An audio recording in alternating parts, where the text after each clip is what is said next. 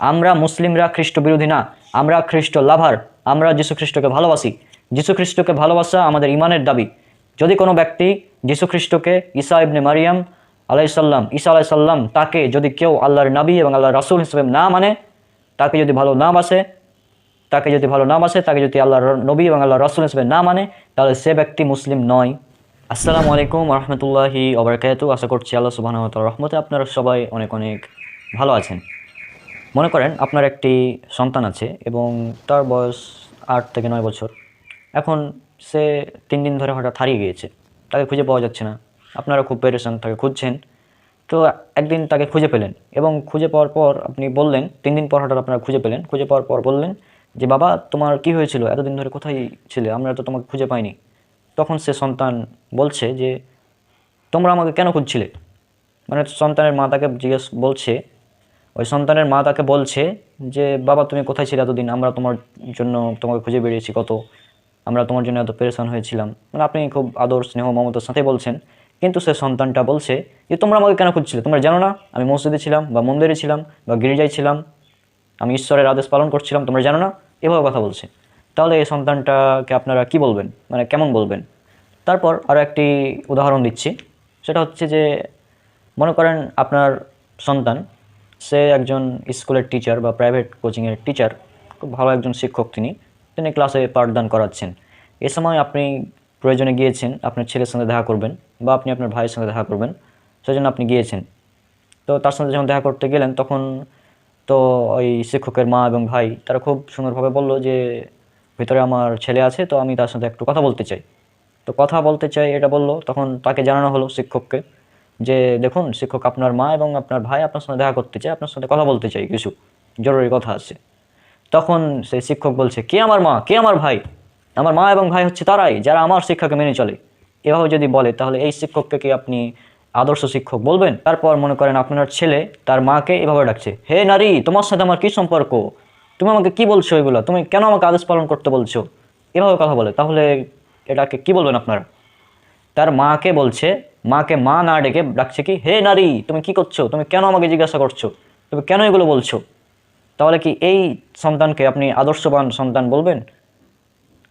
মানে বিষয়টা কেউ, যেমন আমরা যারা সভ্য সমাজের দাবি করি, আমরা কেউ এগুলোকে বলবো না। এবং এগুলো অবশ্যই মায়ের সাথে অসৎ আচরণ, অশ্লীল খারাপ আচরণ, অবশ্যই এগুলো মায়ের সাথে খারাপ আচরণ। জানলে অবাক হবেন, আমি যে ঘটনাগুলো বললাম, এই ঘটনাগুলো বাইবেলে চালানো হয়েছে জিজাস ক্রাইস্ট, ঈসা মাসি, অর্থাৎ আমাদের নবী ঈসা আলাইসাল্লামের নামে।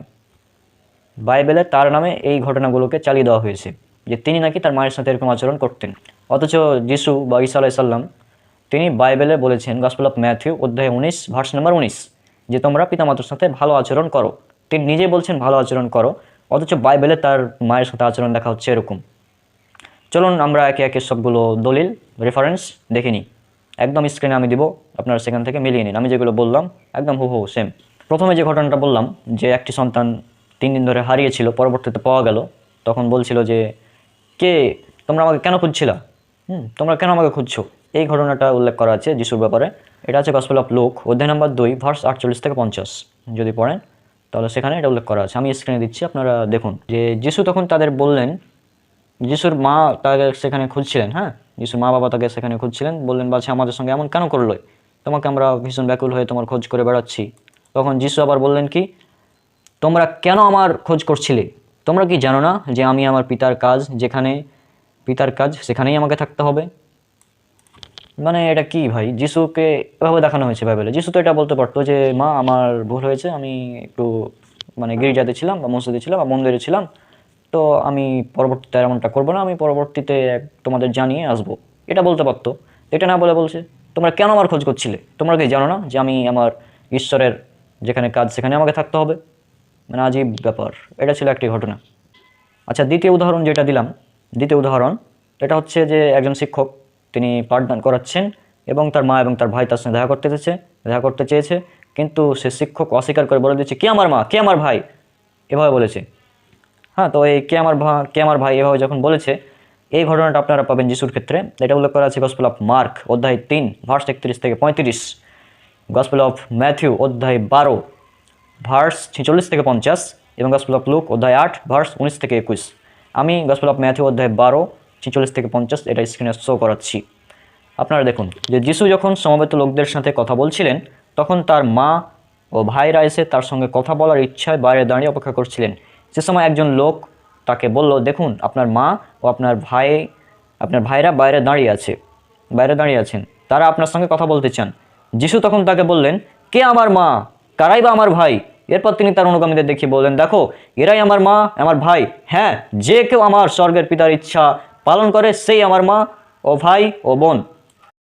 মানে কি ভাই, যিশুর মা এবং যিশুর ভাই তার সঙ্গে দেখা করতে এসেছে, কিন্তু যিশু বলছেন কি যে কে আমার মা, কে আমার ভাই, ডাইরেক্ট এভাবে বলছে। তো এটা এভাবে না বলে তিনি এভাবে বলতে পারতেন যে দেখুন আমার, যদিও ইনি আমার মা এবং আমার ভাই, আপন মা এবং আপন ভাই, কিন্তু আমার প্রকৃত ভাই হচ্ছে তারাই যারা আমার আদেশকে মেনে চলে। আমার প্রকৃত মা এবং ভাই হচ্ছে তারাই যারা আমার প্রকৃত আদেশকে মেনে চলে। কিন্তু এটা না করে ডাইরেক্ট বলছে কে আমার মা, কে আমার ভাই। আজীব ব্যাপার। তা আমি এখানে অনেক খ্রিস্টানরা এখানে যুক্তি দেয় কি যে দেখুন এখানে যিশু আসলে বোঝাতে চেয়েছেন ঈশ্বরের প্রতি ভালোবাসা, মানে ঈশ্বরের প্রতি প্রেম বা ভালোবাসা বোঝানোর উদ্দেশ্যে, ঈশ্বরের প্রতি ভালোবাসা বোঝাতে গিয়ে তিনি এটা এভাবে বলেছেন যে আসলে যিশুর প্রকৃত মা এবং প্রকৃত ভাই হচ্ছে তারাই যারা তার অনুসরণ করে। এখন আমার প্রশ্ন, যিশুর প্রকৃত মা যিনি মারিয়াম ছিলেন তিনি কি অবিশ্বাসী ছিলেন যে তাকে একদম অস্বীকার করে দিতে হবে যে কে আমার মা, এভাবে বলতে হবে? তিনি তো অবিশ্বাসী ছিলেন না। আর যদি ধরেও নিই যে তিনি একজন অবিশ্বাসী ছিলেন, ধরেও নিই যদি তর্কের খাতিরে যে তিনি অবিশ্বাসী বা কোনো ব্যক্তির মা অবিশ্বাসী, তো তার মানে কি এই যে মায়ের সাথে খুব খারাপ ব্যবহার করতে হবে? যেমন ইসলামের শিক্ষা হচ্ছে যে সূরা লোকমান খুলবেন, সূরা লোকমান 31 নম্বর সূরা 15 নম্বর আয়াত, যে তারা যদি তোমাকে শিরক করতে আদেশ করে, জোর করে যদি তোমাদেরকে যদি শিরক করার জন্য আহ্বান করে, যদি শিরক করতে বলে, তাহলে তোমরা তোমাদের পিতামাতার আদেশ পালন করবা না, তাদের আনুগত্য করবা না, কিন্তু দুনিয়ায় তাদের সাথে বসবাস করবে সৎভাবে। মানে পিতামাতার সাথে সদ্ব্যবহার করতে বলা হচ্ছে। যদিও পিতামাতা তোমাকে শিরক করতে বলে তখন শুধু তাদের আদেশ মানা যাবে না। মানে পিতামাতা যদি অমুসলিমও হয় তারপরেও তাদের সাথে সদ্ব্যবহার করতে হবে। এটা হচ্ছে পবিত্র কোরআনের শিক্ষা। কিন্তু যিশুর কথা কি, কে আমার মা, কে আমার ভাই, এভাবে ডাইরেক্ট বলে দিচ্ছে। আজীব ব্যাপার। আচ্ছা, এর পরবর্তী ঘটনা সেটা হচ্ছে যিশু তার মায়ের সাথে একদিন একটি বিয়ের অনুষ্ঠানে গিয়েছেন। বিয়ের অনুষ্ঠানে গিয়ে যিশুর মা তাকে বলছেন যে দেখো বাবা, আমাদের যারা রয়েছে তাদের আমাদের তো কোল্ড ড্রিঙ্কস বা দ্রাক্ষা রস যেটা হচ্ছে এদের সেটা দ্রাক্ষা রস সেটা শেষ হয়ে গিয়েছে, তুমি একটা ব্যবস্থা করো। তো যিশু তখন বলছেন, হে নারী তুমি কেন আমাকে এগুলো করতে বলছো? যিশু এভাবে বলছেন, তার মাকে বলছেন, হে নারী তুমি কেন আমাকে এগুলো করতে বলছো? চলুন আমরা স্ক্রিনে দেখে নিই কী বলা হচ্ছে। আপনারা খুলবেন গসপেল অফ জন অধ্যায় নম্বর 2 ভার্স 1 থেকে 4 পর্যন্ত পড়বেন। এখানে উল্লেখ করা হচ্ছে, দেখুন, তৃতীয় দিনে গালিলের কান্নানগরে একটা বিয়ে হচ্ছিল এবং যিশুর মা সেখানে ছিলেন। সে বিয়ে বাড়িতে যিশু ও তার শিষ্যদেরও নিমন্ত্রণ করা হয়েছিল। যখন সমস্ত দ্রাক্ষারস ফুরিয়ে গেল তখন যিশুর মা তাকে এসে বললেন, এদের আর দ্রাক্ষারস নেই। যিশু বললেন, তার মাকে বলছেন যিশু কি বললেন, হে নারী তুমি আমায় কেন বলছো কি করা উচিত, আমার সময় এখনো আসেনি। চিন্তা করুন, যিশুর মা তাকে বলছেন যে দেখো এদের দ্রাক্ষারস যেগুলো আছে, কোল্ড ড্রিঙ্কস, এগুলো ফুরিয়ে গিয়েছে, তো তুমি একটা ব্যবস্থা করো, বা পানি ফুরিয়ে গিয়েছে, তুমি একটা ব্যবস্থা করো। তো যিশু তখন তার মাকে বলছেন, হে নারী, মানে ওগুলা বাদ দিলাম ভাই, মাকে সম্বোধন করা হচ্ছে কীভাবে, হে নারী। এটা কী রে ভাই, মানে এটা কি মায়ের সাথে অশ্লীল ব্যবহার না, অসদাচরণ না মায়ের সাথে? মাকে বলা হে নারী, হে নারী। মানে যিশু বাইবেলে এত জায়গাতে তার মাকে জয়বারই ডেকেছে, হে নারী, হে নারী, হে নারী, এভাবে ডেকেছে বাইবেলে তার মাকে। তবে এখানে একটি সতর্কের বিষয়, আমি যেটা বাইবেল দেখাচ্ছি এটা হচ্ছে কেরির বাইবেল, এখানে স্পষ্ট হে নারী অনুবাদ করা হয়েছে। তবে কিছু কিছু বাইবেল আছে, বাংলা বাইবেল আছে, কিছু কিছু ইংলিশ বাইবেলও আছে, যেগুলোতে এই মায়ের অনুবাদ মানে হে নারী এটা করা হয়নি, হে নারী এটা করা হয়নি। তারা ইচ্ছাকৃত এগুলো অনুবাদ করেনি হে নারী। কেন করেনি? কারণ তারা বুঝতে পেরেছে যে যিশু তার মাকে বলছেন হে নারী, এটা একটি অসদাচরণ নিশ্চয় মায়ের সাথে, এটা একটি অশ্লীল আচরণ। এজন্য তারা নিজেরা বুঝতে পেরে মানে শব্দ পরিবর্তন করে দিয়েছে, হে নারীটা উল্লেখ করেনি, কোথাও মা উল্লেখ করেছে। অর্থাৎ ব্যাপারটা হচ্ছে খ্রিস্টানরা এটা বলতে চায় যে যিশুর সাথে যেই তার মাকে বলছেন এভাবে, হে নারী তোমার সাথে আমার কিসের সম্পর্ক, তুমি কেন আমাকে এগুলো করতে বলছো? তো এই যে হে নারী তারা এটা কেটে দিয়েছে, অনেক বাংলা অনুবাদে এগুলো হে নারী শব্দটা নেই। তবে মূল গ্রিক টেক্সট যেটা নিউ টেস্টামেন্টের গ্রিক, এটা আপনারা পাবেন কোথায়? বাইবেল হাব ওয়েবসাইটে যাবেন, গ্রিক ভার্সন বাইবেলটা যদি দেখেন, সেখানে দেখুন এখানে কী লেখা আছে, জিওয়াই গুনাই, যে এই অর্থটি কাইসে গুনাই, যার অর্থ হচ্ছে ওম্যান, দ্য ওম্যান। গ্রিক টেক্সটে গুনাই রয়েছে, যার ইংলিশ ট্রান্সলেশন হচ্ছে ওম্যান, বাংলা হচ্ছে হে নারী। তো তো যিশু তার মাকে হে নারী বলেই ডেকেছে, হে নারী বলে ডেকেছে, কোথাও মা বলে ডাকেনি। যিশু তার মাকে হে নারী বলে ডেকেছে।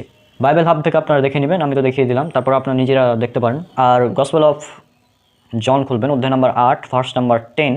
এখানে একজন ব্যভিচারী নারীকে তিনি যিশু সম্বোধন করেছেন এই হে নারী বলে।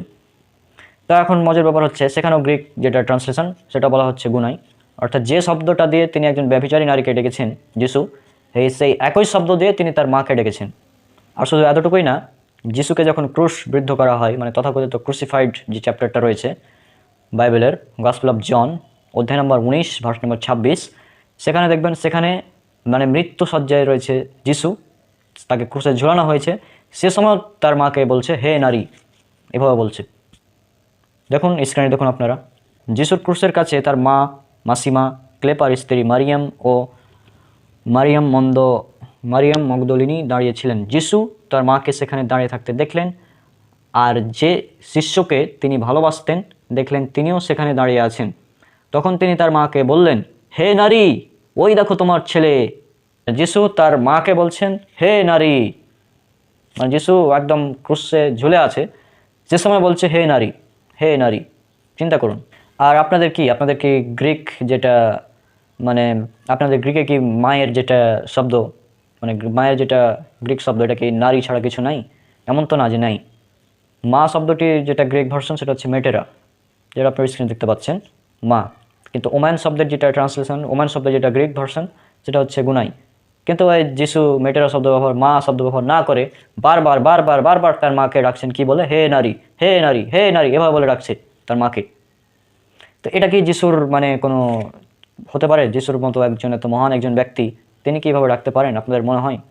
আমি তো মুসলিম, আমি তো এগুলো বিশ্বাস করি না। আর আল্লাহ সুবহানাহু ওয়া তাআলা এগুলোকে খণ্ডন করেছেন পবিত্র কোরআনে। সূরা মারিয়াম খুলবেন, 19 নম্বর সূরা 30 থেকে 32 পর্যন্ত পড়বেন।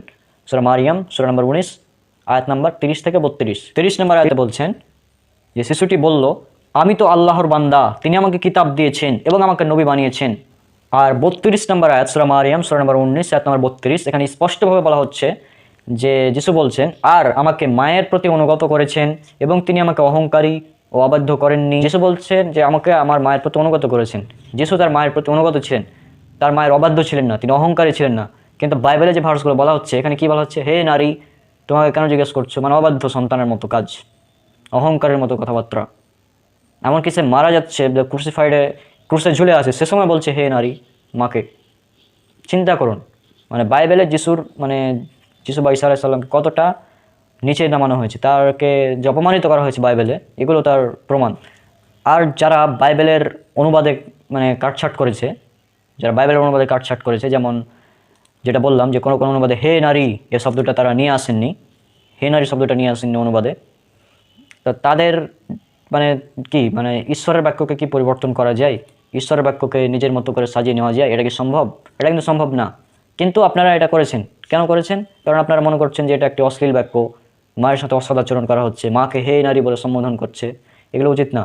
কিন্তু বাইবেলের বুক অফ রেভুলেশন যেটা 22 অধ্যায় 18 থেকে 21 নম্বর ভার্স, সেখানে স্পষ্টভাবে তো উল্লেখ করা আছে যে এই পুস্তকের ভাববাণী সব যারা শুনবে, আমি তাদের দৃঢ়ভাবে বলছি, এই পুস্তকে যা কিছু লেখা হলো কেউ যদি তার সঙ্গে কিছু যোগ করে, তবে ঈশ্বর এই পুস্তকে যেসব সন্তাপের উল্লেখ আছে তা তার জীবনে যোগ করবেন।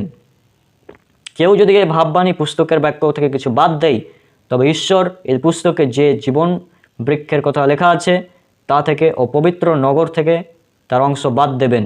তাহলে এই বুক অফ রেভলিউশন, যেটা প্রকাশিত বাক্য বলা হয়, বাইবেলের নিউ টেস্টামেন্টের সর্বশেষ পুস্তক, যেটা 22 অধ্যায়ের সর্বশেষ পুস্তকের সর্বশেষ অধ্যায়, 22 অধ্যায় সর্বশেষ 3টা ভার্স 18 থেকে 21, এখানে স্পষ্টভাবে বলা হচ্ছে যে এই বইয়ের কোনো কিছু পরিবর্তন করা যাবে না। কিন্তু আপনারা অনুবাদ করতে গিয়ে কী করেছেন?